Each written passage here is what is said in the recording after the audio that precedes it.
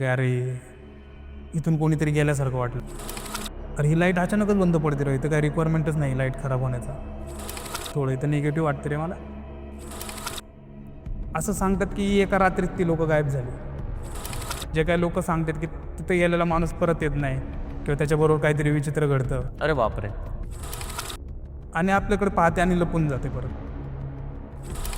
त्यावेळेस ती लेडीज परत बाहेर आली होती, मला एकटक पाहत होती आणि अचानक ती गायब झाली. म्हणलं म्हणजे की लहान मुलगी आहे, तिच्या अंगावरती रक्त टाकलं गेले, काच फुटून खाली पडले, एक काच.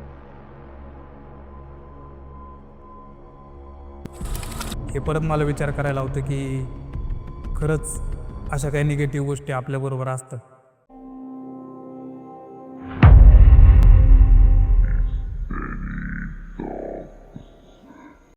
नमस्कार मित्रांनो, मी तुमचा मित्र वीरेंद्र मोहिते पाटील आणि तुमचं स्वागत आहे आपल्या मिस्टर टॉक्स या चॅनलवर. तर आपला चॅनल हा सर्वसामान्य लोकांसाठी असतो आणि आपण सर्वसामान्य लोकांनाच आपल्या पॉडकास्टवर बोलवतो.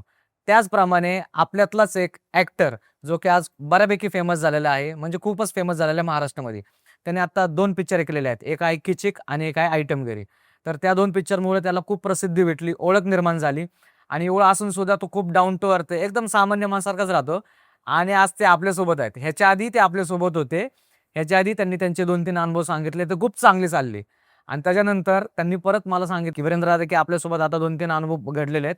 तर माझी इच्छा आहे, की ते जे अनुभव ते लोकांपर्यंत पोहोचावेत." आणि त्यांना खूप काही गोष्टीसुद्धा त्यांचे जे मत आहेत, ते आपल्या पॉडकास्टच्या माध्यमातून आपले जे सबस्क्रायबर आहेत, आपली जी फॅमिली त्यांच्यापर्यंत ते त्यांना सांगायचं किंवा त्या भावना त्यांच्या पोहोचवायच्या आहेत. तर ते कोण आहेत? काय आहेत? आता आज आपण त्यांच्याशी गप्पा मारणार आहोत आणि त्यांच्याशी बोलणार आहोत. नमस्कार, माझं नाव शशी ठोसर.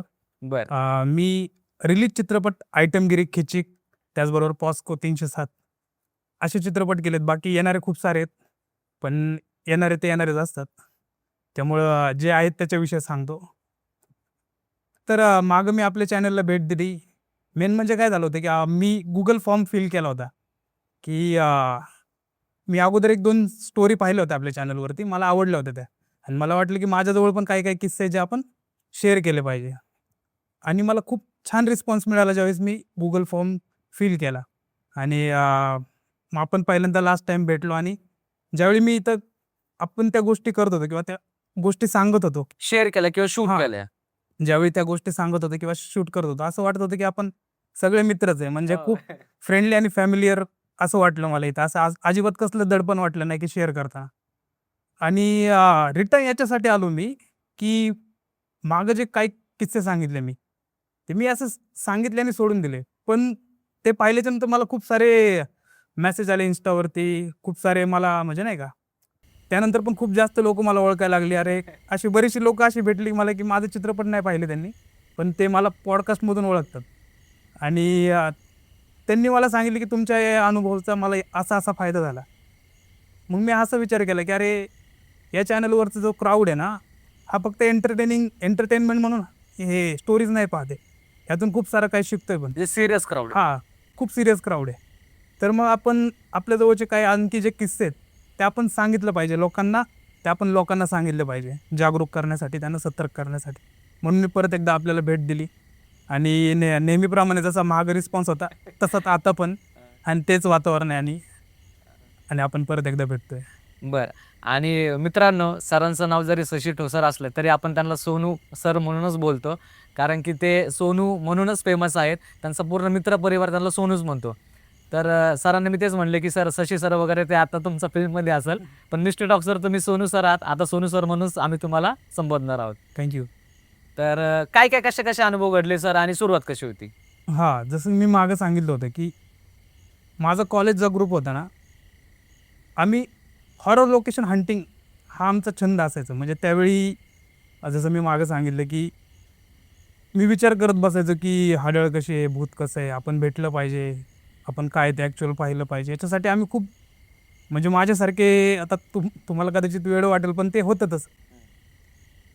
आणि असं कुठलं एखादं लोकेशन कळालं, की असं आपल्या पुण्यामध्ये किंवा पुण्याच्या आजूबाजूला आहे, तर ते जाऊन आम्ही हंटिंग करायचो आणि तिथं जे पण काय खरं खोटं आम्ही पाहून यायचो. तर मग असाच एक किस्सा. आम्ही आपल्या येरवड्यामध्ये एक लोकेशन आहे. येरवड्यामध्ये जो पुलाचा भाग आहे, नदीचा भाग, हा हा त्याला लागूनच तो बंगला आहे. हम्म. आता पर्सनली त्या बंगल्याचं नाव मी याच्यासाठी घेत नाही की ते शेवटी पर्सनल प्रॉपर्टी आहे बरं. त्याच्यामुळं. तर त्या बंगल्याचा असा किस्सा आहे की त्या बंगल्यामध्ये जी राहणारी लोक होती, असं सांगतात की एका रात्रीत ती लोक गायब झाली, म्हणजे पूर्ण जी काही फॅमिली होती ती. मग असे म्हणतात की तिथं काहीतरी ते ब्लॅक मॅजिक वगैरे करायचे, ज्याच्यामुळे ते एखाद्या वेगळ्या दुसऱ्या जगात गेले का काय माहीत नाही काय झालं त्यांच्याबरोबर. पण सकाळी उठल्याच्या नंतर सकाळी ज्यावेळेस त्यांचे कामगार तिथं पाहायला गेले, तर त्या बंगल्यात कुणीच नव्हतं. असं पण नाही की ते कुठेतरी त्यांना किडनॅप करून घेऊन गेलेत, असं काही फुटेज नाही. पोलिसांना पण काही भेटलं नव्हतं त्याच्याविषयी.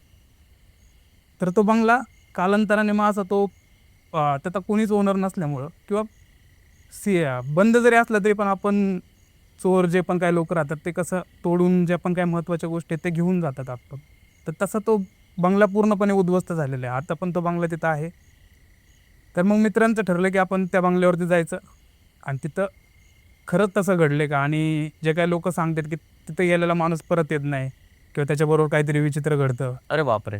तर मग आपण ते एक्सप्लोअर करायचं. म्हणून आम्ही जे काही 4-5 मित्रांचा ग्रुप आहे आम्ही ते ठरवलं.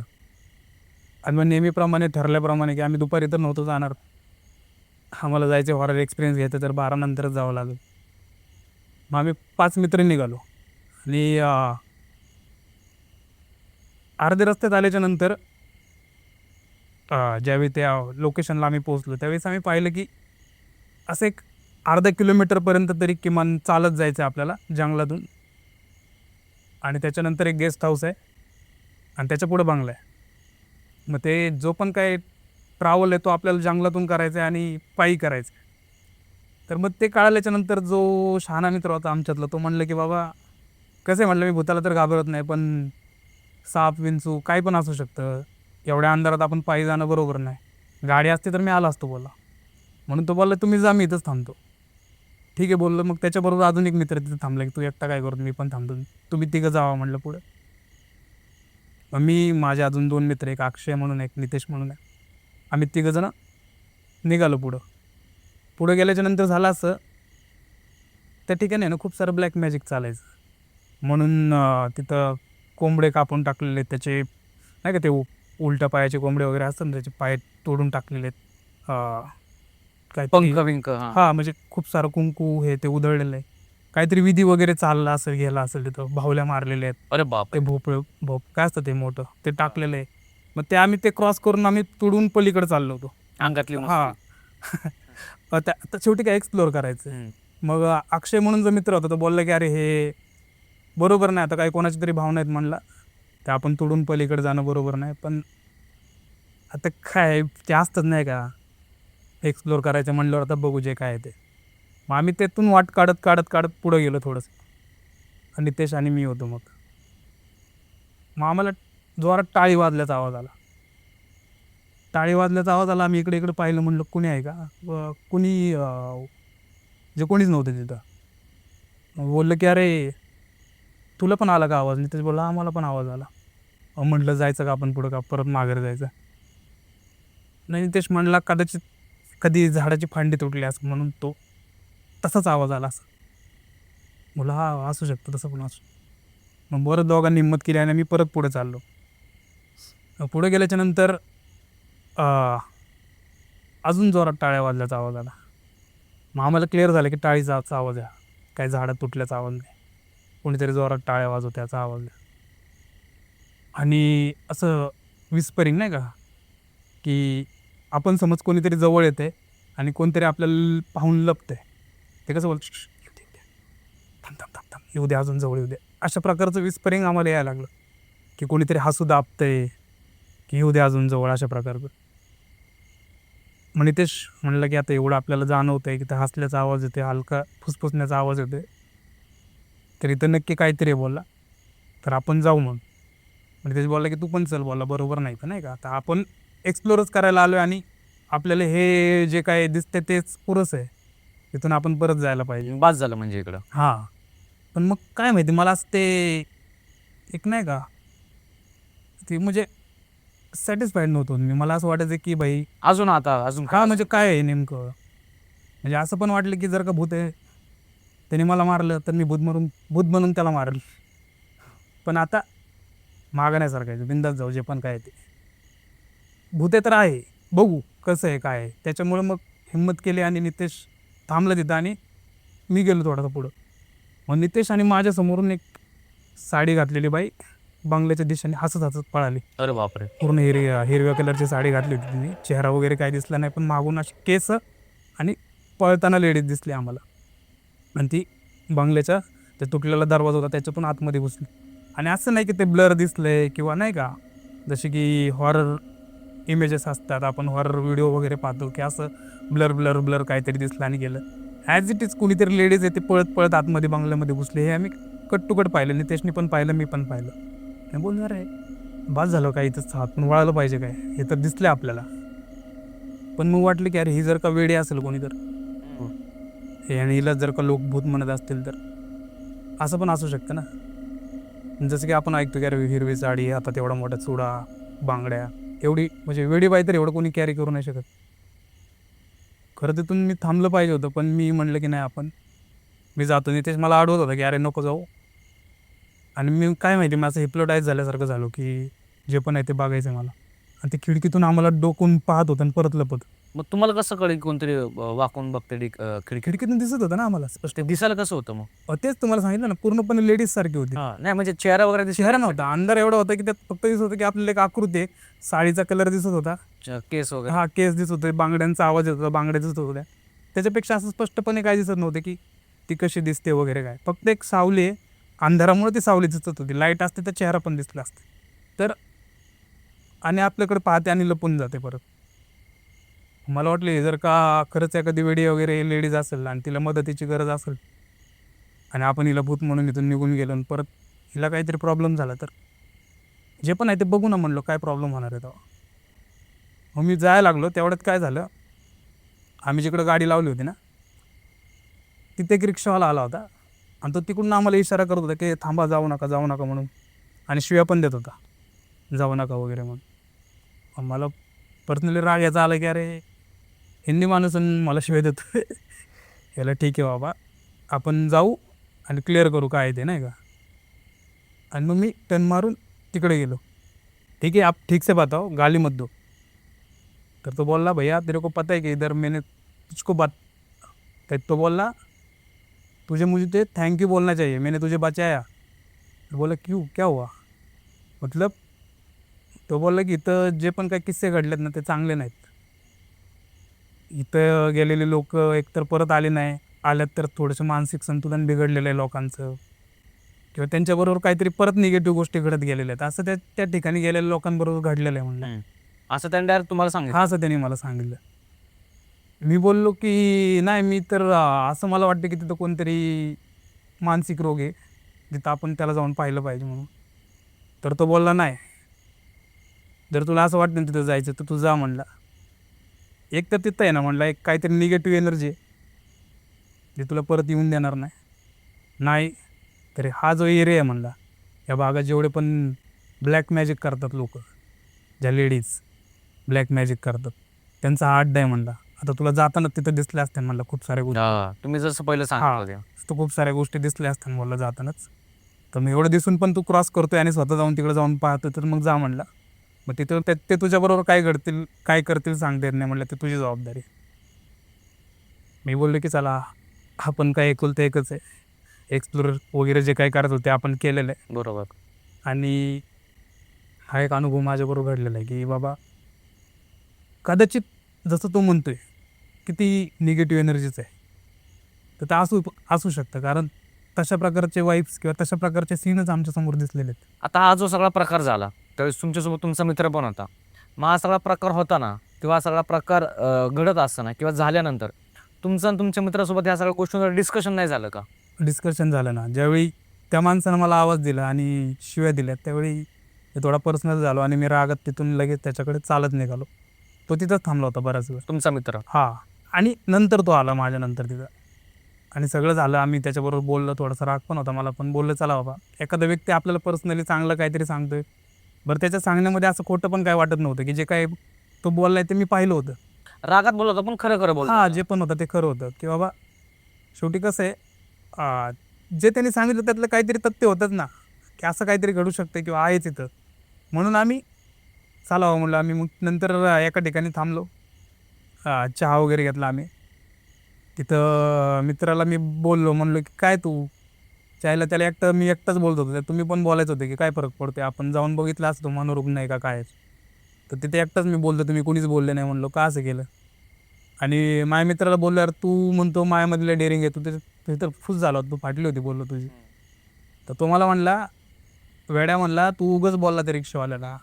त्याने वाचवलं आपल्याला. ज्यावेळेस तू परत माघारी गेला ना," म्हणला, "त्यावेळेस ती लेडीज परत बाहेर आली होती आणि मला एकटक पाहत होती आणि अचानक ती गायब झाली," म्हणला. अरे बापरे! हे तुमच्या मित्राला दिसलं? हां, मित्राला दिसलं की ते अचानक गायब झाली आणि त्यांनी मला सांगितलं की मग इथं थांबणं म्हणजे आपल्यासाठी किती चुकीचं होतं. बरं. काय त्रास वगैरे झाला का तुम्हाला किंवा तुमच्या सोबत जे होते त्यांना? नाही, परत असा काही त्रास झाला नाही. माझ्याबरोबर तरी नाही आणि माझा मित्र म्हणजे ॲक्च्युअली कसं होतं की आम्ही कदाचित ती रूम इन झालो असतो तर त्रास झाला असता. जे काय आमचं सर्कल होतं, ज्या त्या व्यक्तीची इच्छा होती की तिथून आम्ही क्रॉस करून पुढे यावं. ते आम्ही ते क्रॉस करून तिच्या इच्छाप्रमाणे पुढे गेलोच नाही. कदाचित ती लाईन आम्ही क्रॉस केली असती तर आम्हाला त्रास झाला असता. त्याच्यामुळं बहुतेक आम्हाला परत त्रास झाला नाही त्या गोष्टीचा. काय ताप वगैरे काय असं काय नाही नंतर? नाही, असं काहीच झालं नाही. बरं, तर हा होता तुमचा अनुभव. ह्याच्या व्यतिरिक्तही अजून काय तुमच्या आयुष्यामध्ये अनुभव घडलेत का हॉररच्या रिलेटेडच? हां, मागं आम्ही एक फिल्म शूट करत होतो. हॉरर फिल्म होती ती. माझाही त्याच्यामध्ये खूप चांगला रोल होता. त्याचे दिग्दर्शक होते स्वरूप सावंत. चित्रपटाचं नाव अजून ट्रेलर आउट नाही झाला म्हणून मी चित्रपटाचं नाव सांगत नाही. तर भूगावात आम्ही एका बंगल्यामध्ये ते शूट करत होतो. त्या बंगल्याविषयी अगोदरच आम्ही थोडंसं निगेटिव्ह ऐकलं होतं, पण कॉन्सेप्टच निगेटिव्ह आहे, तर मग निगेटिव्ह गोष्टींचा काय विचार करायचा आहे. तर मग गेल्यानंतर त्याच्यामध्ये असे खूप सारे निगेटिव्ह सीन होते. म्हणजे की लहान मुलगी आहे, तिच्या अंगावरती रक्त टाकलं गेले. अरे बापरे! हां. आणि ती क्रिपी स्माईल देऊन हसते. म्हणजे हे सगळं तुम्ही शूट करत होतात? शूट करत. तर मग ते शूट करतानाच मेकअप दादा मला म्हणाले की अरे शशी म्हणले की सचिन होते त्यांचं नाव. ते आता नाही येत आपल्याबरोबर. तर ते मला म्हणाले होते की "शशी अरे हा सीन जास्त वेळ नाही शूट केला पाहिजे. खूप जास्त निगेटिव्ह वाइब्स येत आहेत नाही का. अगोदरच हे लोकेशन असं आहे ना, आपण अशा प्रकारचे सीन थोडेसे टाळले पाहिजे." मी बोललो, "नाही," म्हणलं, "हे जे पण काही रिक्वायरमेंट आहे ते डिरेक्टरची रिक्वायरमेंट आहे. आपण त्यांना कसं सांगणार नाही का की कुठला सीन किती वेळ शूट करायचा." म्हणून मी काहीच बोललो नाही. मग असे मध्ये-मध्ये खूप सांगायचे लोकं की "अरे, इथून कोणीतरी गेल्यासारखं वाटलं आम्हाला. अरे, ही लाईट अचानकच बंद पडते राव, इथं काही रिक्वायरमेंटच नाही लाईट खराब होण्याचा. हे सारखी-सारखी का लाईट बंद पडते?" इव्हन आणि हे कुठल्या वेळेस व्हायचं? हे रात्री आमचं नाईट शूटच होतं ना पूर्णपणे. आमचा कॅमेरा रोलच रात्री 12 वाजता व्हायचा आणि पहाटे 5 पर्यंत चालायचा. तर मग स्वरूप सर पण स्वतः मला म्हणाले की "अरे शशी, थोडं इथं निगेटिव्ह वाटतं रे मला." पण काय, मी सुरुवातीपासून तुम्हाला सांगितलं की माझी मेंटॅलिटी उलटं हॉरर असेल तर मी असं असं वाटतं की एक हां, म्हणजे की चला बघू काय आहे, असं असतं माझं. तर मग स्वरूप सर मला म्हणाले की "ती मागं जी खिडकी आहे ना," म्हणले, "ती एवढी मोठी खिडकी आहे," म्हणले, "दोघं लोकं अशी ढकलतात तरी ती ढकलत नाही. पण रात्री अचानकच उघडली आणि अचानकच बंद झाली," म्हणलं. बोललो, "हां, बरोबर." आता बोललो मी काय रिॲक्ट करू? मी तर त्याला गोष्टींना मानत नाही आणि मी रिॲक्शन काय देऊ याच्यावरती? आणि मी खोटं कशाला काय सांगू? "हां ना सर, माझ्याबरोबर पण असं काहीतरी घडलं होतं." बरोबर. मी कशाला सांगू जे घडलं नाही ते? मग झालं सगळं आणि त्या दिवशी फक्त एक छोटासा सीन राहिला होता. म्हणजे ते ॲक्च्युअली दुसऱ्या शेड्यूलला होणार होतं. पण त्या दिवशीचा तो पॅकअप होता. म्हणजे त्याच्यानंतर मे बी एक हप्त्यानं किंवा एक 15 दिवसानं शूट लागणार होतं. कारण लॉकडाऊन पण येत होता जवळ त्याच्यामुळं. तर पॅकअप सांगितलं सरांनी आणि आम्ही नाश्ता वगैरे करून सकाळी गाडीकडे निघालो. मी गाडीकडे जात होतो तेवढ्यात मला काच फुटल्याचा आवाज आला. मग मी परत लोकेशनला गेलो आणि बघतो तर ते काच फुटली आहे. काच फुटून खाली पडली आहे. एक काच स्वरूप सरांच्या पायाच्या आरपार गेली, एक काच स्वरूप सरांच्या हातातून आरपार गेली. अरे बापरे! पूर्ण त्या फरशीवरती पूर्ण रक्त सांडले. एक छोटीशी मुलगी पण काम करत होती तिथं. म्हणजे तिचाही सीन होता. तर ती काच खाली पडून तिच्या पण चेहऱ्यावरती उडली, तिच्या ओठात घुसली आहे, डोळ्यात घुसली आहे. ते दोघंजण रक्त बंबाळून तिथं खाली पडलेले आहेत आणि पूर्ण क्रू त्यांना उचलतोय, मी पण उचलतोय आणि घेऊन चाललोय आम्ही त्यांना. मग जवळचं जे लोकेशन होतं कोथरूडला एक हॉस्पिटल होतं, त्या ठिकाणी आम्ही त्यांना घेऊन गेलो आणि मग तिथे एक मुलगी होती म्हणजे को ॲक्टर होती माझी.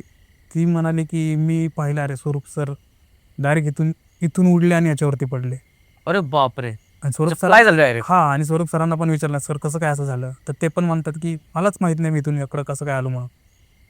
आणि स्वतः तिथं थांबणारी मुलगी काय म्हणते, "मी पाहिलं इथून एवढं तुम्ही उडत आले आणि त्या काचेवरती पडले." अरे बापरे! मग ते असं झालं की आता याच्यावरती खरं कोणाचं नाही का, की स्वतः स्वरूप सरांना माहीत नाही मी तिथं कसा गेलो आणि मुलगी पण म्हणते की मी पाहिले असे फ्लाय होऊन तिथं पडलेत म्हणून. मग तिथे एक CCTV कॅमेरा होता. ऑल ओव्हर सगळ्या ऑल ओव्हर सगळ्या बंगल्याचे CCTV चालू होते. आणि त्याचा CCTV आहे ना, असा एक्झॅक्ट लोकेशनपासून असा खाली वाकला गेला होता. म्हणजे मग जिथं काय ते जिमी वगैरे काय लूज झालती का? असं काय होतं का? म्हणजे ती जी कॅमेराची जिमी लावलेली असते किंवा नाही, ती नाही, लावलेली नाही, असते, नाही, ती काय लूज झालती कॅमेरा असा नाही, नाही. डाऊन व्हायला? कॅमेराची नाही म्हणजे CCTVची म्हणते. अच्छा सॉरी हां, CCTV जे बंगल्याचे CCTV आहेत ना, त्याच्यामध्ये पाहत होतो आम्ही की अरे नेमकं झालं काय? ते उडत गेले का? हां. येऊन धडकले नकळत. कारण काय डोअर काचेचा होता ना, त्याच्यामुळं कळत नाही लोकांना. काही वेळी गडबडमध्ये पण पटपट आणि सकाळी उरकण्याचा असतं त्याच्यामुळे जाऊन धडकू शकतात. पण ते म्हणतात की मला माहीतच नाही मी काय एवढा मूर्ख आहे का एवढ्या लांब जाण्यासाठी. तर ते CCTV चेक केल्याच्यानंतर ते त्याच्यामध्ये पण दिसलं नाही. हे असं प्रकारे हे घडलं होतं माझ्यासमोर. म्हणजे की हे परत मला विचार करायला होतं की खरंच अशा काही निगेटिव्ह गोष्टी आपल्याबरोबर असतात. बरं. पण त्याच्यानंतर तुमचं डिस्कशन झालं का सगळ्या गोष्टींवर? म्हणजे ऑन शूटच किंवा ऑन फील्डच? त्याच्यानंतर काय झालं स्वरूप सरांना 6 महिन्याची रेस्ट सांगितली आणि जे आमचं शेड्यूल लागणार होतं 15 दिवसाचं, ते परत 6 महिन्यावर गेलं आणि परत एक पावसाळा चालू झाला आणि परत त्याच्यानंतर लॉकडाऊन चालू झालं. अरे बापरे! हां, म्हणजे कडक लॉकडाऊन होता त्यावेळी तर मग शूट करणंच पॉसिबल नव्हतं. मग हलकंसं एक शेड्यूल राहून गेलं. मे बी ते सरांनी परत कंप्लीट केलं आणि मग मध्ये आम्ही ज्यावेळी चर्चा केली की बाबा झालं कशामुळे होतं काय? तर स्वरूप सर म्हणतात की जाऊ दे जे झालं ते झालं आता सोडून द्यायचं. नको त्याच्यावर परत डिस्कशन. त्या लोकेशनला जायचं नाही. आपलं काय आपलं काम झालेलं आहे त्या लोकेशनचं आणि मुद्दामून त्या बंगल्याचं नाव मी घेतलं नाही कारण की काय ते कोणाची तरी पर्सनल प्रॉपर्टी आहे बरोबर, आणि मी नाव घेऊन त्यांचं येणारं शूटिंग कशाला कॅन्सल करू? बरोबर. किंवा बदनाम का करायची हां. कोणाची वास्तू. पण जर तुम्ही लोकेशनचं नाव सांगितलं तर लोकांमध्ये अवेअरनेस येईल ना, म्हणजे लोकं त्या लोकेशनला जाणार नाहीत. नाही कसं आहे सर, एक तर कोणाचं तरी पोट आहे आणि दुसरं गोष्ट म्हणजे कसं की आम्हाला तो अनुभव आला आहे. तर दुसऱ्याला येईन असं नाही ना. म्हणून का उगाच कोणाचं पाकीट बंद करायचं? म्हणजे तुम्हाला आलाय दुसऱ्यांना येईल किंवा नाही येईल किंवा आला नाही आला तरी ते काय माहीत सांगू नाही. शकत. मे बी आम्ही खूप साऱ्या निगेटिव्ह गोष्टी घडल्या होत्या आमच्याकडून. जे सीन होते, जे मेकअप दादा सांगत होते की अशा निगेटिव्ह लोकेशनला निगेटिव्ह सीन नाही केले पाहिजे. ज्याच्यामुळं निगेटिव्ह गोष्टी जास्त आकर्षित होतात. तर तसंही काहीतरी असेल, आमच्याकडून काहीतरी चुका झाल्या असतील. बरं. तर हे तुमचे अनुभव. हं. तर मित्रांनो हे होते सोनू सरांचे अनुभव आणि हे अनुभव खूपच भयंकर होते. मागच्या वेळेसचे अनुभव त्यांचे खूप भयानक होते. तो पण तुम्हाला एपिसोड पाहायचा असेल तर तोही अवेलेबल आहे. तोही तुम्ही व्हिडिओ बघू शकता. या अनुभवातनं काय काय शिकायला भेटेल नक्की कमेंट करून सांगा. आणि सरांसारखं जर तुम्हालाही आपल्या पॉडकास्टवर यायचं असेल तर Google फॉर्मची लिंक दिलेली आहे ती भरा किंवा Instagramला तुम्ही DM करू शकता. विदिन 2 दिवसामध्ये तुम्ही Instagramच्या माध्यमातून आपल्या स्टुडिओमध्ये येऊन तुमचे अनुभव लोकांपर्यंत मिस्टर डॉकच्या माध्यमातून पोहोचू शकता. तर चला आता आज आपण इकडंच थांबूयात. धन्यवाद. जय हिंद. जय महाराष्ट्र.